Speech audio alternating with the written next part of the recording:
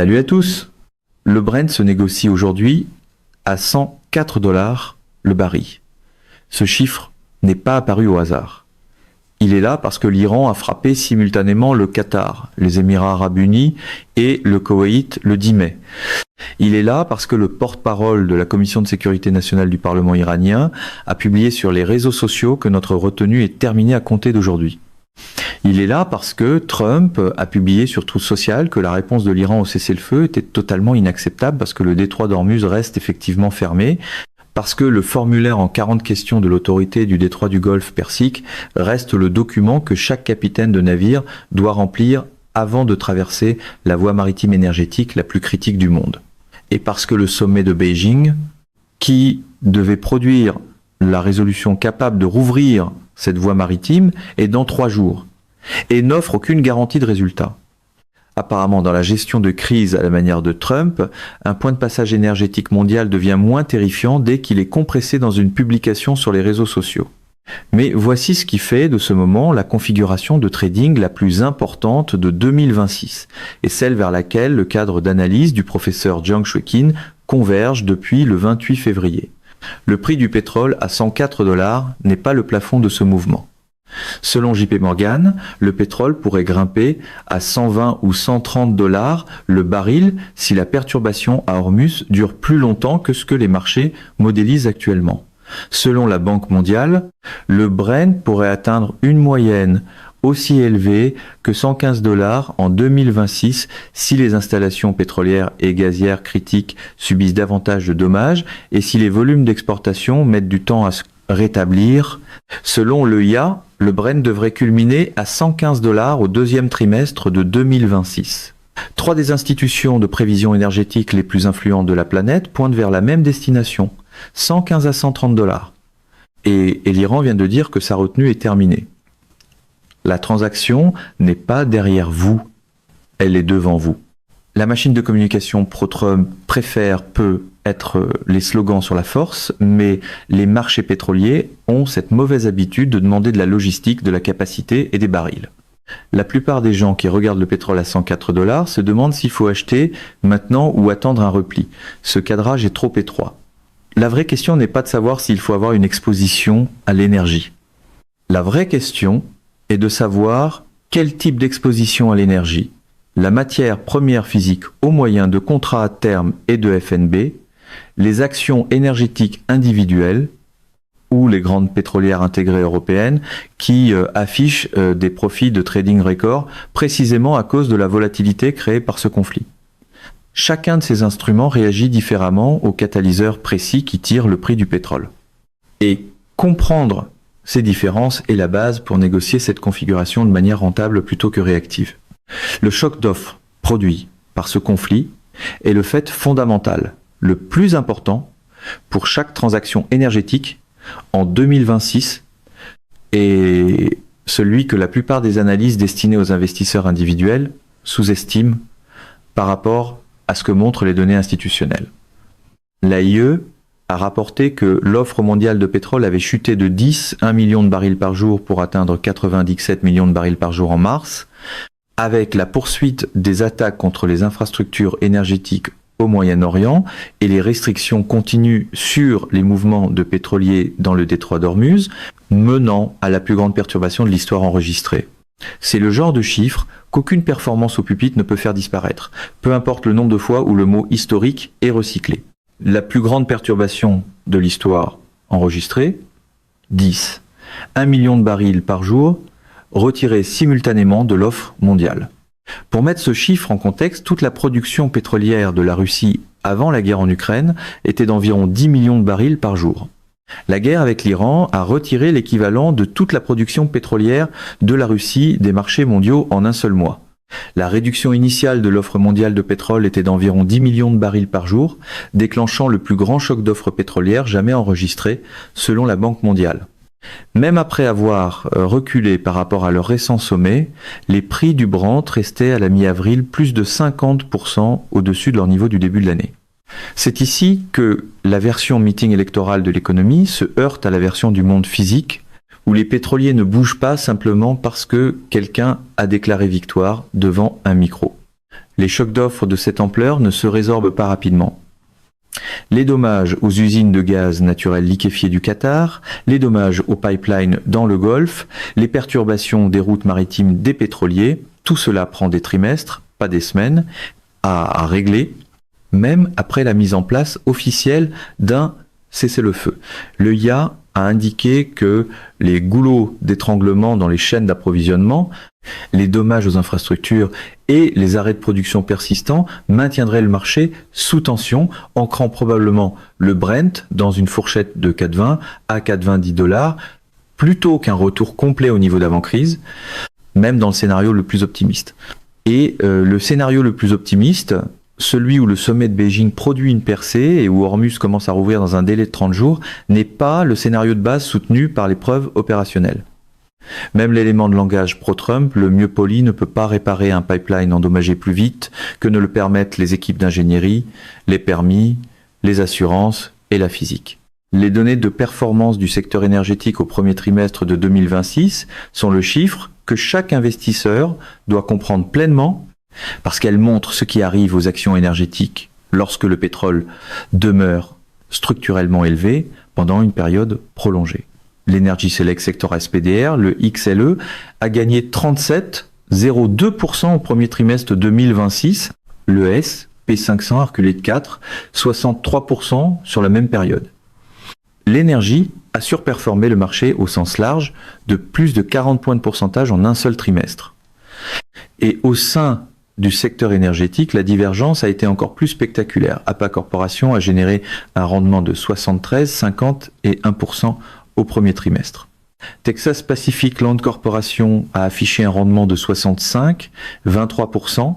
Occidental Petroleum a gagné 58, 0,7%. Marathon Petroleum a enregistré des gains extraordinaires rien qu'en mars. APA, en particulier, a gagné 39, 74% rien qu'en mars, un seul mois, dans une entreprise que la plupart des investisseurs individuels n'avaient jamais envisagée. Ces chiffres ne sont pas des curiosités historiques. Ils sont l'expression opérationnelle de ce qui se produit lorsque le pétrole se négocie durablement au-dessus des seuils de rentabilité des producteurs d'énergie bien positionnés, et les dynamiques structurelles qui ont produit ces chiffres au premier trimestre, la perturbation d'Hormuz, le choc d'offres, les dommages aux infrastructures, le système de péage de l'autorité du détroit du Golfe Persique, toutes sont encore en place aujourd'hui. Elles ne sont pas résolues. Elles se sont, à certains égards, intensifiées. L'Iran a frappé 3 États du Golfe le 10 mai et a déclaré que sa retenue était terminée. Les conditions qui ont produit des rendements de 73% chez APA au premier trimestre sont les mêmes que celles présentes aujourd'hui à l'entrée du deuxième trimestre. La partie inconfortable pour le récit à la Trump, c'est que les marchés ne notent pas le discours, ils évaluent les conséquences. La logique de sélection spécifique des titres dans le secteur énergétique est la dimension qui sépare une transaction énergétique rentable d'un simple pari sectoriel indifférencié. Toutes les actions énergétiques ne réagissent pas de la même manière à des prix du pétrole élevés.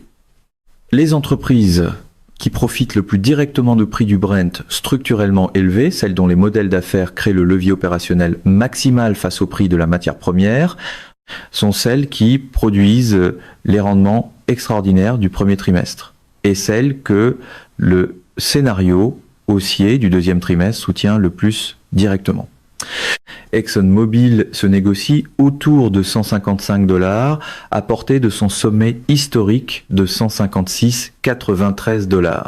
Exxon a produit 7 millions de barils équivalent pétrole par jour au dernier trimestre, a dépassé les estimations de bénéfices du quatrième trimestre et s'est engagé à réaliser 20 milliards de dollars de rachat d'actions en 2026. Wells Fargo a relevé son objectif de cours à 104,23 $ contre 156 $ auparavant. Le seuil de rentabilité de l'entreprise dans le Permian se situe autour de 35 $. Le baril, chaque dollar du prix du pétrole au-dessus de ce seuil de rentabilité se transforme presque directement en résultat net. Avec un Brent à 104 $, Exxon génère environ 69 $ de marge par baril, au-dessus de son seuil de rentabilité dans le Permian. Ce calcul de marge multiplié par 4, 7 millions de barils par jour de production, produit des niveaux de génération de trésorerie que les programmes de rachat d'actions et les hausses de dividendes absorberont au cours des prochains trimestres. Chevron, Occidental Petroleum, la position énergétique préférée de Warren Buffett avec Berkshire Hathaway, qui détient environ 28% de l'entreprise, se négocie autour de 54 $. C'est une action à plus de 70 $ si le Brent reste au-dessus de 80 $ pendant une période soutenue. Avec un Brent à 104 $, le levier opérationnel d'Oxy produit des rendements que la valorisation actuelle sous-estime fortement. L'acquisition de Carbon Engineering lui donne une option sur la transition énergétique, mais pour l'instant, le scénario aussi est simple.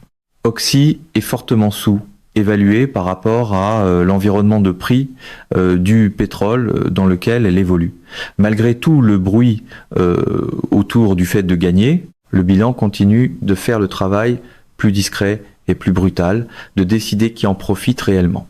Pour les investisseurs qui veulent une exposition énergétique large sans risque lié à une seule action, le XLE se négocie près de son sommet sur 52 semaines, autour de 4,23 $ avec Exxon à 22% du fonds, Chevron à 17% et ConocoPhillips à 8%, ce qui donne une exposition au pétrole, au gaz naturel et au raffinage dans un seul instrument. La dimension des grandes pétrolières intégrées européennes est celle que la plupart des analyses centrées sur les États-Unis manquent et que les résultats du premier trimestre ont validé de façon particulièrement spectaculaire.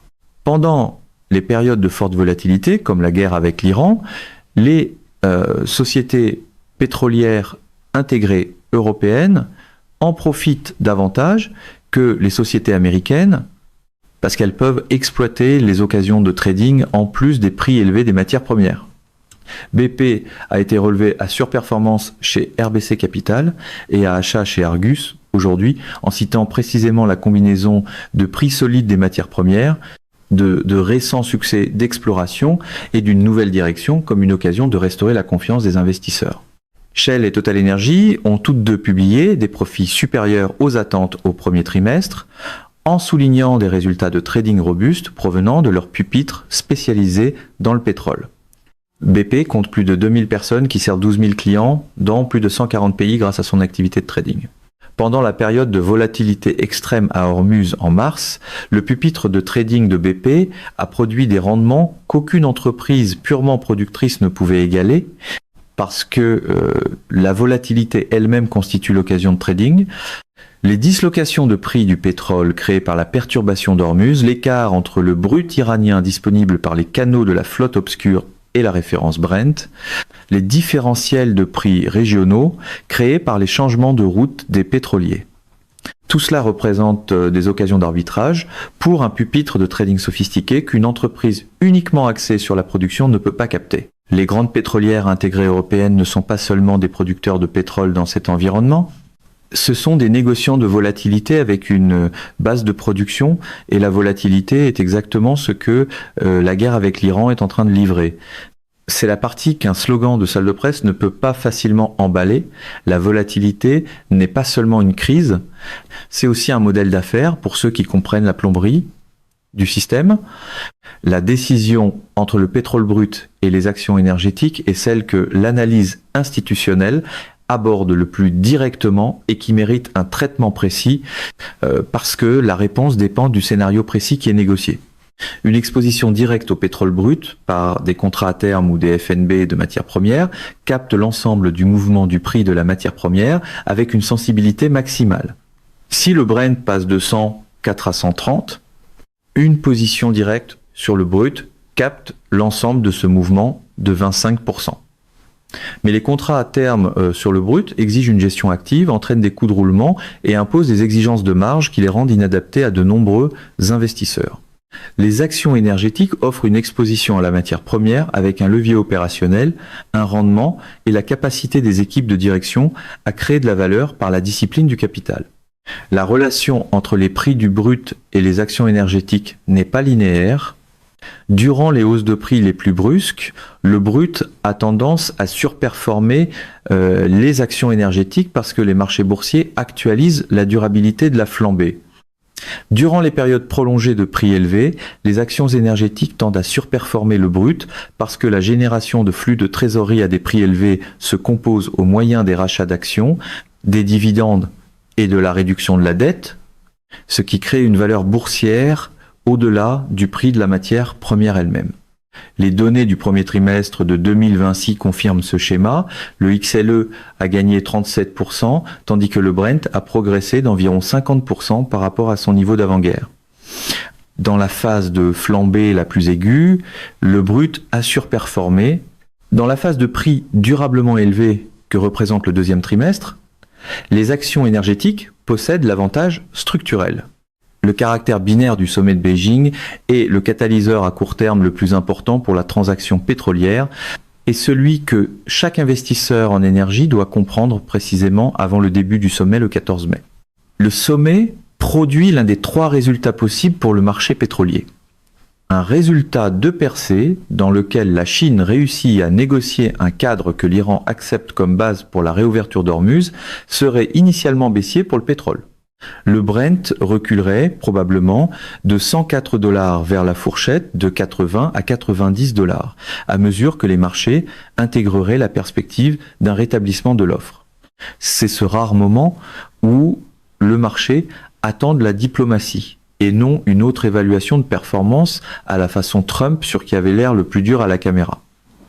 Ce scénario n'invalide pas le scénario haussier à long terme, les dommages aux infrastructures, le cadre institutionnel de l'autorité du détroit du Golfe Persique, les perturbations des chaînes d'approvisionnement accumulées pendant 72 jours de conflit, tout cela maintiendrait le prix du pétrole structurellement au-dessus des niveaux d'avant-guerre, même dans un scénario de sommet réussi.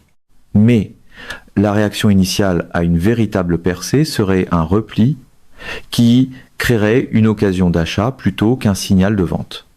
Un résultat de détente contrôlée où le sommet produit un langage commun vague sur un dialogue constructif sans résoudre les écarts fondamentaux entre les positions américaines et iraniennes et essentiellement neutre pour le prix du pétrole à court terme. Le pétrole reste dans la fourchette de 100 à 110 $.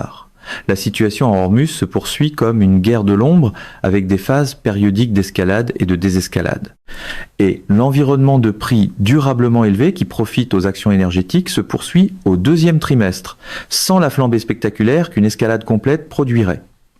Le langage vague est souvent vendu comme du génie stratégique par l'écosystème pro-Trump. Mais dans les matières premières, cela signifie habituellement que la prime de risque continue de percevoir son loyer.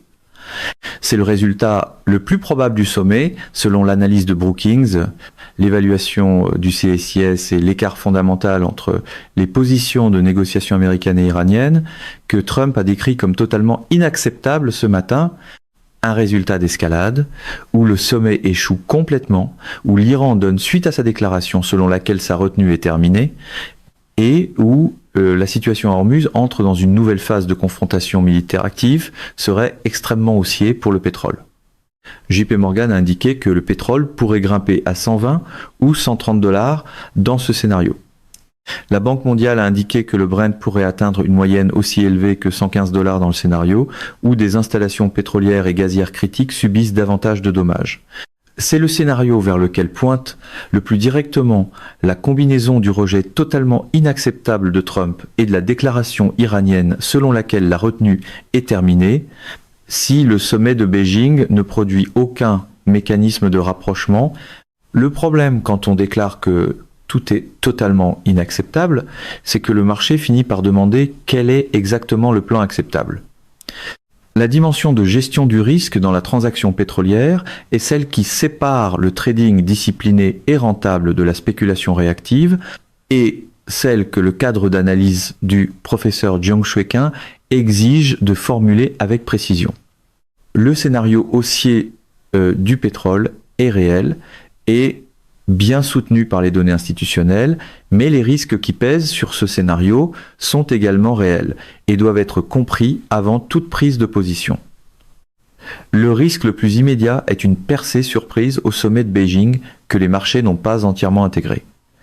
Si Trump et Xi produisent une déclaration commune qui va significativement au-delà d'une détente contrôlée, si la Chine fournit des engagements précis et crédibles pour pousser l'Iran vers une réouverture d'Ormuz, la réaction initiale du prix du pétrole pourrait être un repli de 10 à 15% par rapport aux niveaux actuels.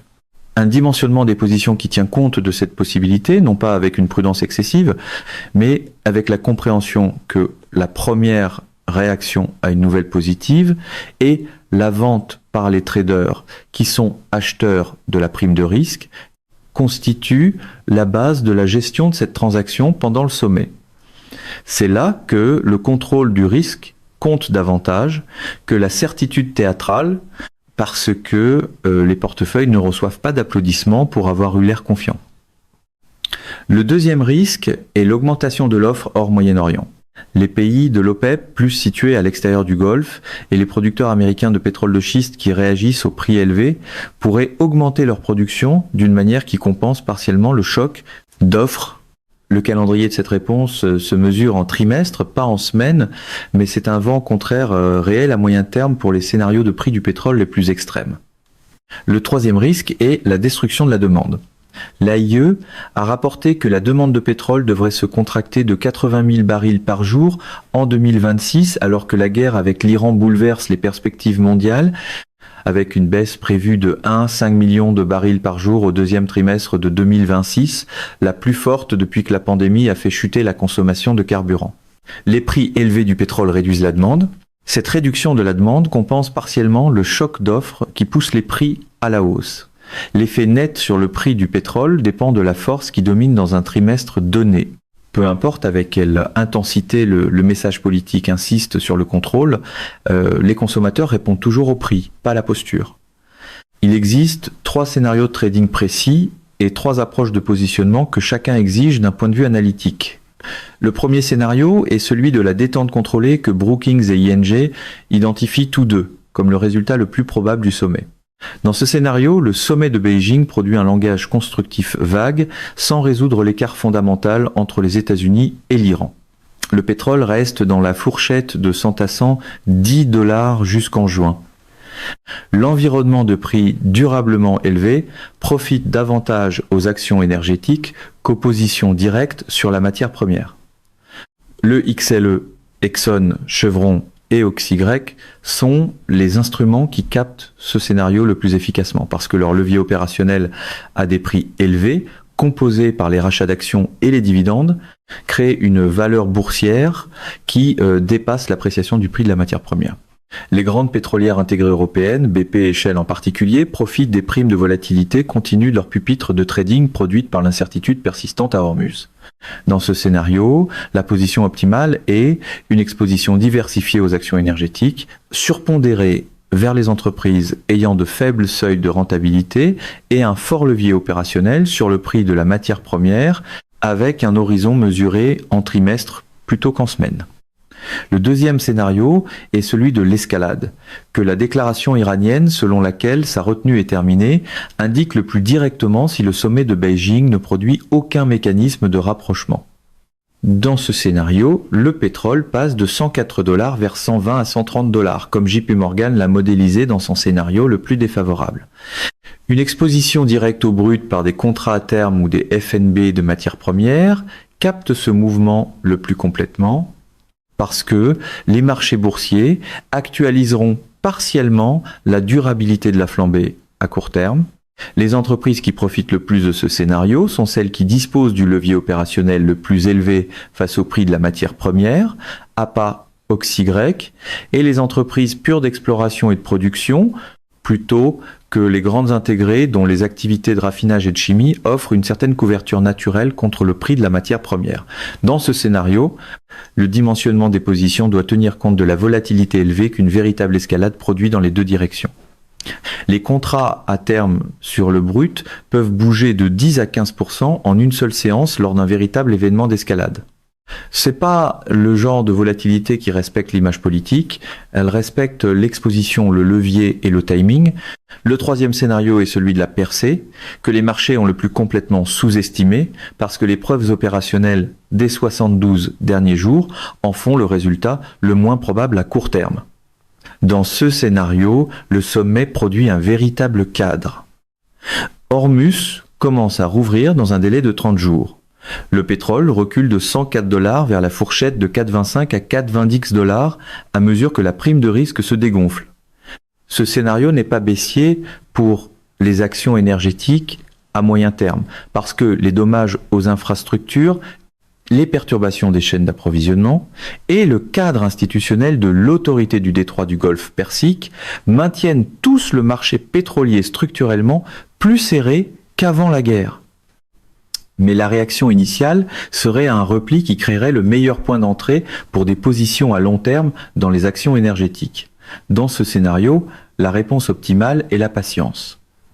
Il faut laisser la déflation initiale de la prime de risque suivre son cours, puis utiliser le repli pour établir ou renforcer des positions dans les actions énergétiques à des valorisations qui reflètent le soulagement temporaire du marché, plutôt que la tension structurelle de l'offre qui persiste, quel que soit le résultat diplomatique. La patience n'est pas aussi télégénique qu'une déclaration dramatique, mais elle vieillit généralement mieux dans un marché qui punit l'improvisation. La conclusion est directe, le prix du pétrole à 104 $ aujourd'hui n'est pas le plafond de ce mouvement. C'est la base que 3 prévisionnistes institutionnels faisant autorité, la Banque mondiale, l'EIA et JP Morgan, projettent tous comme devant être maintenus ou dépassés au deuxième trimestre de 2026. Le plus grand choc d'offres pétrolières de l'histoire enregistrée a endommagé des infrastructures qui prendront des trimestres à réparer. Le formulaire en 40 questions de l'autorité du détroit du Golfe Persique a institutionnalisé la gestion souveraine iranienne de la voie maritime énergétique la plus critique du monde, d'une manière qui persiste au-delà de tout cessez-le-feu. L'Iran a déclaré que sa retenue était terminée le même jour où il a soumis une réponse au cessez-le-feu que Trump a qualifié de totalement inacceptable. Et le sommet de Beijing, dans 3 jours, est un événement binaire qui, dans son résultat le plus probable, une détente contrôlée au résultat mince, produit un environnement de prix du pétrole durablement élevé qui profite aux actions énergétiques plus qu'à toute autre classe d'actifs accessible aujourd'hui aux investisseurs individuels. La politique des grands titres peut être une fin nette, mais le marché pétrolier évalue le désordre laissé sous le titre. L'Energy Select Sector SPDR a gagné 37% au premier trimestre, tandis que le SP500 a reculé de 4-6%. APA a gagné 73%, Oxy a gagné 58%. Les dynamiques structurelles qui ont produit ces rendements sont toujours en place. Le choc d'offres n'a pas été réparé. Le cadre institutionnel que l'Iran a construit dans le détroit d'Ormuz n'a pas été démantelé.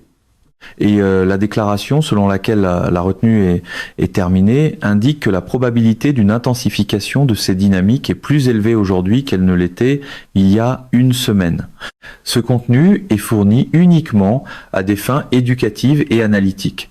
Il ne constitue pas un conseil financier. Faites toujours vos propres recherches et consultez un conseiller financier qualifié avant de prendre toute décision d'investissement. Mesdames et messieurs, notre émission d'aujourd'hui s'arrête ici. Nous vous invitons à partager votre avis personnel dans la section des commentaires ci-dessous.